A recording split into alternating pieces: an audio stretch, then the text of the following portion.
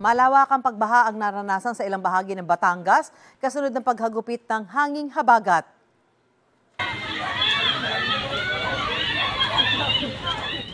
Nagtulong-tulong ang mga residente ng barangay Malitam sa Batangas City na mailigtas ang mag-asawang iyan sa gitna ng baha. Tumaob at tinangay kasi ng tubig ang sinasakyan nilang e-trike habang tumatawid sa spillway. Gumamit ng lubid ang mga residente para mahila ang mag-asawa. Sa Sitio Palindan 1 sa Barangay Banaba Center, umabot ng hanggang baywang ang baha sa loob ng ilang bahay. Nagmistulang ilog ang National Highway sa Barangay Santa Rita, Karsada matapos malubog sa gutter deep na baha. Sa bayan naman ng Laurel, maingat na itinawid ang kabaong na yan sa spillway para madala sa sementeryo. Sa bayan naman ng Tingloy, malakas na ulan at baha rin ang naranasan sa ilang kalsada roon.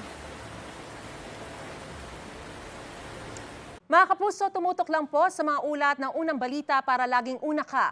Mag-subscribe na sa GMA Integrated News sa YouTube.